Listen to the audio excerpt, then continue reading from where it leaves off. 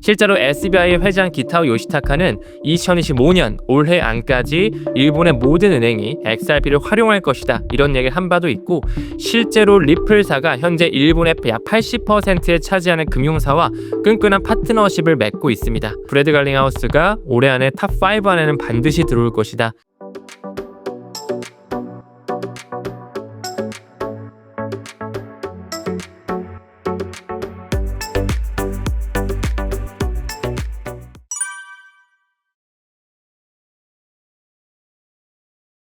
일단 리플과 관련해서 굉장히 많은 국가들이 친화적으로 움직이고 있지만, 그 중에서도 가장 적극적이고 표면상 드러나는 국가가 또 일본이거든요. 일본 같은 경우는 2016년서부터 리플과 함께 파트너십을 맺은 하나의 금융사가 있어요. 여러분 잘 알고 계시는 손정은을 필두로 한 소프트뱅크 기반의 SBI 홀딩스.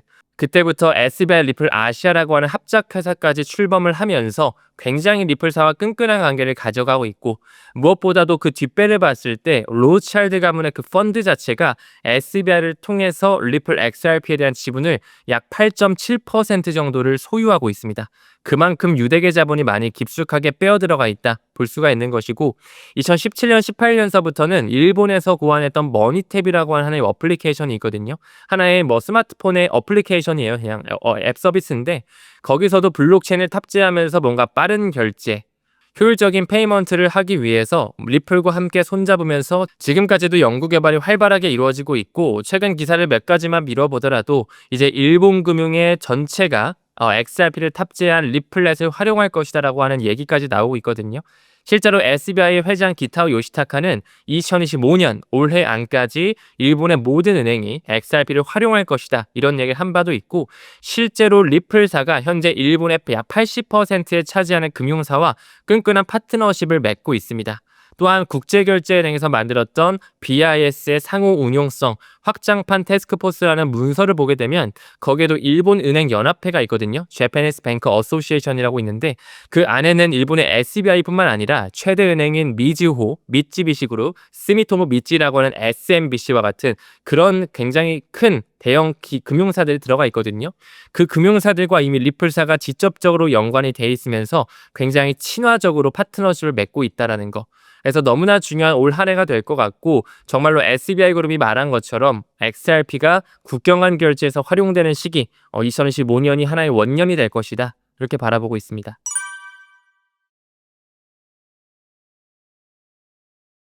아무래도 이제 일본이라는 국가가 미국이랑도 굉장히 또 친화적이기도 하잖아요. 항상 미국 뒤에서 그들끼리의 계략을 만들고, 엔캐리 트레이드 청산 같은 경우도 그들끼리 시나리오만 연출하면 충분히 나올 수 있는 시장 장세이기 때문에, 일본이라는 국가가 사실 정말 혁신적인 나라이면서 5대 기축통화로까지 들어갈 수 있는 엔화를 또 보유하고 있는 나라인데, 그만큼 이 미래 먹거리에 대해서 미국과 함께 계략을 펼쳤다, 저는 이렇게까지도 볼 수가 있을 것 같아요. 또한 사토시 나카모토라는 사람이 아직까지 누군지 밝혀지진 않았지만, 우리가 그냥 1차원적으로 딱 이름을 들었을 때 뭔가 사토시 나카모토, 뭔가 일본인 같은 느낌이 들잖아요. 그런 것처럼 이 일본과 미국의 어떤 하나의 계략, 그들끼리의 화폐 패권을 이어가기 위해서 만든 게 바로 비트코인이자 XRP지 않을까. 그러면서 이제 SBI 그룹과 같은 그들의 세력들이 리플과 굉장히 친화적인 움직임을 가져가는 게 아닐까라고 하는 그런 생각도 좀 해봤던 것 같습니다. 사실 일본뿐만 아니라 굉장히 많은 국가 단위의 어떤 은행권에서도 이미 리플과 굉장히 친화적으로 가고 있기 때문에, 일본이라는 국가만 국한돼서 말씀드리기에도 또 굉장히 협소한 부분이기 때문에 조금 더 넓게 시야를 가져갈 필요는 있다라고 생각합니다.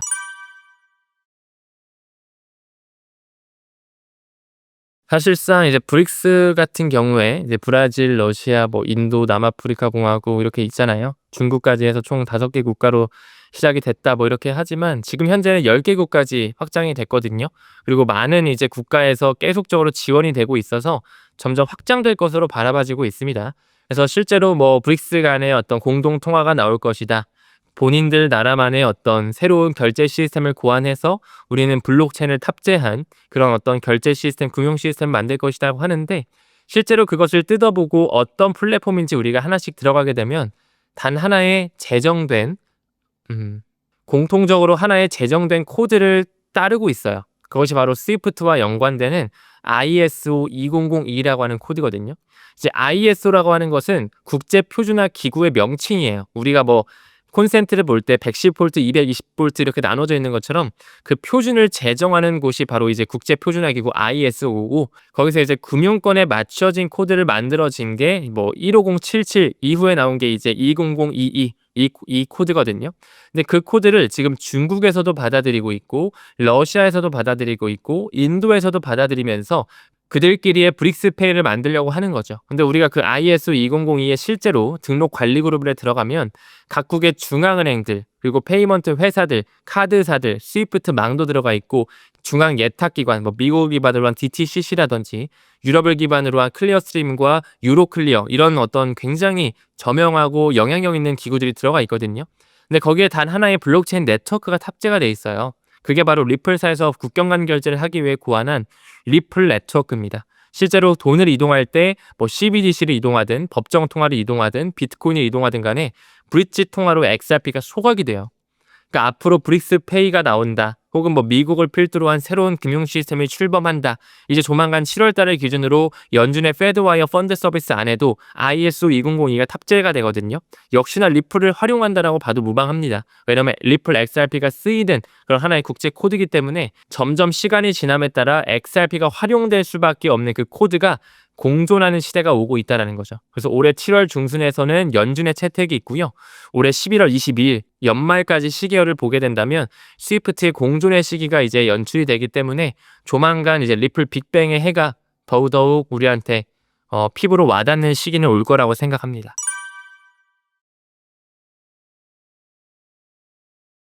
네, 일단은 지금 미국에서 굉장히 많은 문호를 개방하고 있어요. 암호화폐를 받아들이기 위해서. 뭐 SEC랑 CFTC뿐만 아니라 FDIC라고 하는 연방예금보험공사도 이제 전통 금융사에서 본인들의 허가 없이 암호화폐를 커스터디해도 된다, 암호화폐 관련한 사업해도 된다, 이렇게 라이선스를 허가한 부분도 있었고, OCC라고 하는 통화감독청이라고 또 있거든요. 최근에 수장이 바뀌었어요. 조나단 굴드라는 사람이 들어왔는데, 그 사람의 이력을 봤을 때 비투필이라고 하는 비트코인 채굴 회사에서 일하다가 넘어왔습니다. 그만큼 미국을 필두로 한 달러 채권에 있어서 보수적인 그런 기관들이 점점 디뱅킹 문제를 해결하고자 암호화폐에 대한 문호를 개방하고 있다는 거죠. 기조가 변하고 있다는 건데, 지금 리플사에서 찍어내는 RLUSD가 그 기조의 변화의 규제 명확성에 딱 들어맞아요.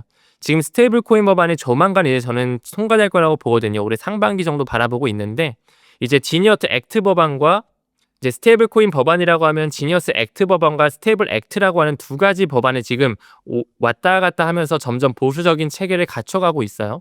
근데 그 부분에 있어서 지급 준비율 자체가 굉장히 보수적으로 뭐 연준의 영래포라든지 채권이라든지 미 국채라든지 달러라든지 이런 것들만 딱 지급 준비율로 가져가 있어야지만 앞으로 추가적인 발행이 가능하게끔 이제 법안이 통과가 되고 이제 규제에 대한 명확성이 올 텐데, 리플사에서 찍어내는 RLUSD가 그런 재무 투명성이 워낙 탄탄하게 설계가 되어 있기 때문에 충분히 앞으로도 더 많이 찍히고 시가총이 또 올라가고 파급력을 가져갈 수 있다고 생각을 하고, 무엇보다 리플의 CEO 브래드 갈링하우스가 올해 연말까지 리플 XRP의 시가총액 자체가 지금은 마켓 볼륨이 높지 않아서 탑10 안에 못 들어와 있거든요. 그 달러 기반 스테이블 코인 탑10 안에.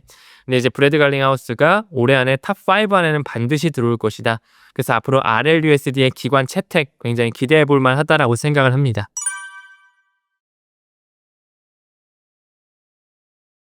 네, 리플 XRP에 나올 수 있는 큰 호재는 사실 두 가지 정도 말씀드릴 수 있을 것 같아요. 일단은 아직까지 소송이 완전하게 100% 끝난 건 아니기 때문에 이 규제에 대한 명확성이죠. 리플과 SEC의 소송이 완전히 끝나는 거, 법원 판결까지 나와서 서로 합의를 아마 도출할 걸로 바라보고 있는데, 좀 확실하게 클리어하게 끝날 수 있는 그 부분이 가장 큰 호재가 될 것 같고, 두 번째는 아무래도 ETF겠죠. ETF가 신청이 되고 승인이 되는 부분이 기관의 자금이 이제 공식적으로 들어올 수 있는 발판이 마련되다 보니까, 이제 아직까지는 블랙록에서 신청을 안 했기 때문에 뭐 프랭클린 템플턴이나 이제 피델리티도 점점 움직이고 있고, 굉장히 많은 자산 운용사 뭐 21 쉐어즈나 위즈덤 트리, 카나리 캐피탈 등등 굉장히 많은 미국 기반의 자산 운용사에서 XRP 현물 ETF 신청을 했지만, 그 블랙록에서 신청을 하고 나서 이제 올해 안에 승인이 된다 했을 때 굉장히 큰 호재로 적용될 수 있다라고 생각합니다.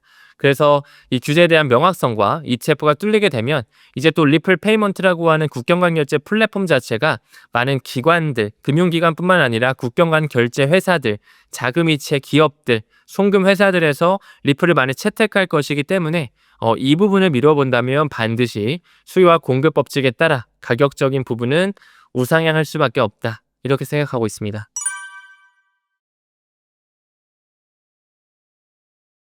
일단 저 같은 경우도 XRP뿐만 아니라 당연히 비트코인과 이더리움을 포함한 그런 글로벌 메이저 알트코인들의 포트폴리오를 많이 좀 분산을 해뒀습니다. 분산을 해뒀고 XRP가 근데 비중이 가장 많습니다. 저는 사실 처음에는 이더리움이 가장 많았다가 이제 리플 XRP를 파면 팔수록 굉장히 매력적인 자산이고 굉장히 비전이 좋다라고 바라보기 때문에 지금 현재는 이제 XRP 비중이 가장 많아요. 가장 많고 그 이외에도 섹터별로 이제 좀 대장으로 뽑힐 수 있는 굉장히 많은 섹터가 있거든요. 뭐 인공지능 섹터도 있을 수 있고 밈코인 영역도 있잖아요. 그렇죠? 그다음에 뭐 프라이버시, 인간의 존엄성을 우리가 조금 더 확립할 수 있는 미래 CBDC 세상이 온다 했을 때 이제 통제권 세상으로 들어갈 텐데 그런 어떤 익명성과 프라이버시를 대체할 수 있는 그런 코인들이라든지 혹은 블랙록에서 지금 비들펀드라고 하는 RWA 시장을 계속 키우고 있는데 거기서 선택된 코인들 뭐 이더리움 기반이면 이더리움이라든지 그 이외에 이더리움 레이어 2 코인 중에 어떤 것들이 좀 많이 쓰이는지 이런 것들을 분석을 해서 각 섹터별로 좀 나눠서 포트폴리오 한 10개 종목 정도는 제가 좀 분산을 해둔 것 같아요. 그래서 여러분들께서 혹시라도 이제 막 코인 투자를 고민하신다면 우선적으로 공부가 좀 수반이 되셔야 된다고 생각을 하고 웬만하면 비트코인, 이더리움, 리플, XRP 요 세 가지 3대장 코인을 무조건적으로 좀 담아 가시고 그 이외에 만약에 나는 좀 알트코인들에 좀 관심이 간다라고 하면 시가총액 10위권 안에 있는 코인들, 20위권 안에 있는 코인들에 포커스를 하셔서 꾸준하게 공부하시면서 좀 중장기적인 투자, 사이클 투자 이어가면 좋다라고 생각하고 있습니다.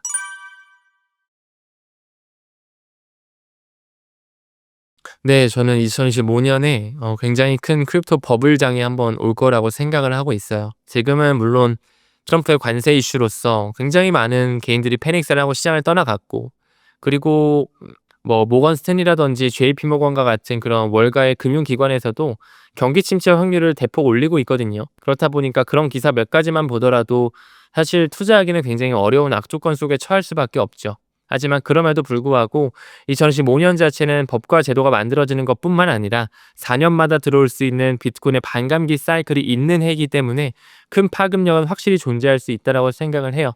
그리고 무엇보다 지금 현재 트럼프가 관세 전쟁을 하고 있지만 결국에 트럼프가 원하는 것은 미국의 장기 금리를 낮추는 거. 미국채 10년물 수익률이 지금 계속적으로 내려가고 있거든요.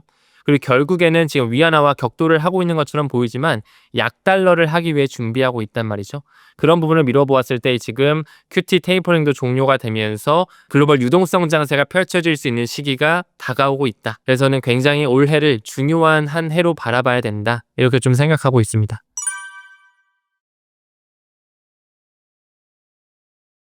일단은 암호화폐를 투자하면서 돈을 번다라는 거는 정말 현실적으로는 굉장히 확률적으로 낮습니다. 그러니까 우리가 세력을 이기기에는 어렵죠, 사실. 그러니까 그만큼 암호화폐 판 자체가 가격 조작이 충분히 있을 정도로 그들이 판을 이미 다 짜놨어요. 마켓 메이커도 섭렵을 해 있고 많은 중앙화에서도 그들이 가지고 있고 비트코인 채굴 업체도 섭렵을 했기 때문에 채굴량을 조절을 할 수도 있고요. 스트레티지와 같은 그 주식 플랫폼도 이미 장악을 하고 있잖아요. 그렇다 보니까 우리가 그들을 이기려고 하는 그런 욕심보다는 그들이 돈을 만드는 사이클에 올라타서 그 사이클에 우리가 수수료를 먹는 개념으로 수익을 먹는 개념으로 생각해 주시면 좋을 것 같아요. 그 부분에 있어서 굉장히 2025년이 너무나 중요할 것 같고 특히나 또 많은 초보 투자자들 이제 코린이라고도 많이 불리는데 그분들이 뭐 책을 보시는 분들도 물론 계시겠지만 많은 분들이 이런 영상을 통해서 그러니까 이런 인터뷰 영상이면 차라리 오히려 좀 괜찮을 것 같은데 코인 유튜버 분들 너무 많잖아요. 물론 너무나 좋은 유튜버 분도 많지만 뭐 영상 하단에 전화번호 이렇게 딱 띄워 가지고 여기다가 뭐 3 번, 5번 이렇게 문자를 주시면은 저희가 종목을 추천해 드립니다. 저희가 이번에 웹3 회사인데 엄청 좋은 코인을 찍어서 수익률을 보장해 드립니다. 혹은 뭐 선물 단타 트레이딩 대회를 열어서 여기 거래소에 가입을 하십시오. 혹은 뭐 퀀트 트레이딩으로써 우리가 돈을 벌게 해 주겠다. 뭐 커피 트레이딩 뭐 이런 식의 어떤 단어가 생소하게 와닿으면서 뭔가 개인들을 현혹할 수 있는 그런 마케팅장이 워낙 펼쳐져 있다 보니까 굉장히 위험한 시장이거든요, 사실. 그래서 유튜브 채널 보실 때도 웬만하면 밑에 뭔가 전화번호가 나와 있다. 그러면 그냥 안 보시는 걸 좀 추천드리고 싶어요. 혹시라도 리플 XRP라든지 이런 글로벌 메이저 코인에 대한 펀더멘탈 쪽에 좀 가치 투자를 하고 싶다라고 하시면 제가 운영하고 있는 타임 레버리지라는 채널이 있습니다. 그 채널도 한번 종종 오셔서 공부 한번 해보셨으면 좋을 것 같고, 이제 정말로 법과 제도가 만들어지는 하나의 원년이고, 지금 우리나라의 한국은행도 CBDC 파일럿 테스트 한강 프로젝트도 진행되고 있거든요. 실제로 QR코드를 통해서 편의점이나 마트 같은 데 가면 블록체인을 결제할 수 있게끔 지금 10만 명 대상으로 계속 시범 테스트를 하고 있단 말이죠. 그만큼 굉장히 시대가 빠르게 격변하고 있는데 우리가 암호화폐에 대한 공부를 반드시 좀 할 필요가 있다. 이 부분 좀 강력하게 말씀드리면서 꼭 암호화폐를 단 하나의 뭔가 투기 수단으로 돈 세탁 지표로 바라보는 게 아니라 이제는 뭔가 하나의 산업군으로 주식의 새로운 형태로 좀 받아들이시면서 천천히 느긋하게 좀 공부를 하시는 마음가짐이 필요하지 않을까, 이런 부분 좀 전달드리고 싶습니다.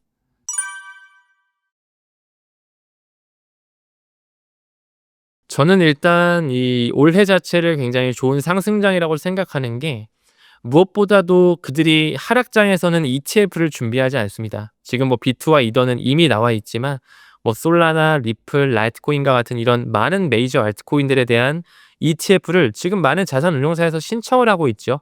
SEC도 기조의 변화로서 반대하는 게 아니라 신청을 받아들이고 있습니다. 조만간 블랙록에서도 신청을 할 텐데, 그거에 하나의 이슈가 굉장히 우리한테 올해는 너무 중요한 해겠구나 라는 걸 좀 알려줄 수가 있는 것이고, 두 번째로는 또 그들이 IPO를 또 준비합니다. 뭐 이토로라는 하나의 암호화폐 플랫폼이라든지 USDC를 찍어내는 서클사라든지 심지어 리플사도 마찬가지고요. 크라켄도 마찬가지고 미국의 2등 거래소인데 지금 IPO 기업 공개죠. 이니셜 퍼블릭 오퍼링이라고 하는 나스닥 상장 혹은 뉴욕 증권거래소에 대한 상장을 준비하고 있기 때문에 올해 자체가 굉장히 불장이 올 수 있겠다라는 생각을 일단 전달드릴 수 있을 것 같아요.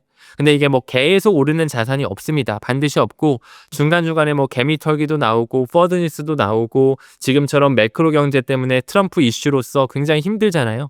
그런 것처럼 엄청나게 힘든 그런 상황들을 만들어낼 것이기 때문에 더더욱 펀더멘탈적인 유착관계에 대한 공부가 좀 수반될 필요가 있다 라고 좀 생각을 하고, 이 4년 주기로서 비트코인 반감기가 굉장히 의미가 깊어요. 이 비트코인 반감기가 4년에 한 번 있는 것처럼 또 이게 미국의 대통령 선거와도 딱 주기가 맞아떨어져 있고, 비즈니스 사이클이라고 하는 반도체 사이클과도 딱 주기가 맞아떨어져 있고, 연준에서 돈을 쥐락펴락하는 그 QT와 QE 양적 완화와 양적 긴축에 대한 사이클과도 딱 맞아떨어져 있기 때문에 지금은 좀 양털깎기를 하고 있지만 그들이 반드시 시장을 버블로서 형성을 하면서 많은 개인들이 들어올 수 있는 시장 자체를 또 만들 거예요. 그때는 뭐 너도 나도 투자하면 20% 30%는 기본적으로 수익이 나겠죠.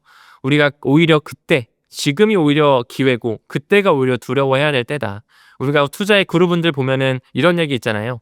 남들이 두려워할 때가 기회고 남들이 모두 다 쉽다, 지금이 너무 좋은 찬스다, 지금 너무 가격 많이 오르 좋다, 그렇게 할 때가 위기다라는 말이 있는데, 지금 가격이 너무 안 좋습니다. XRP 오늘 촬영 기준으로 2,500원 선 왔다가 2,600원, 700원까지 떨어져서 뭐 또 리또석 오는 거 아니냐, 시즌 종료 아니냐 이런 얘기가 있지만 정말 한 3개월, 6개월만 시기를 길게 놨을 때도 굉장히 돌아가고 싶은 순간이 지금 현재 시점이 될 것이다라고 저는 확신을 하거든요. 그렇기 때문에 조금 더 여유 있는 마음가짐을 가지시고, 그 여유로운 마음을 갖기 위해서는 반드시 세상에 공짜는 없잖아요. 공부를 꼭 수반을 하셔야 된다는 거 꼭 강조드리고 싶습니다. 그래서 결론적으로 올해 자체는 매우 다사다난하겠지만 처음과 끝을 딱 봤을 때 우상향한 모습을 보여줄 것이다, 이렇게 생각하고 있습니다.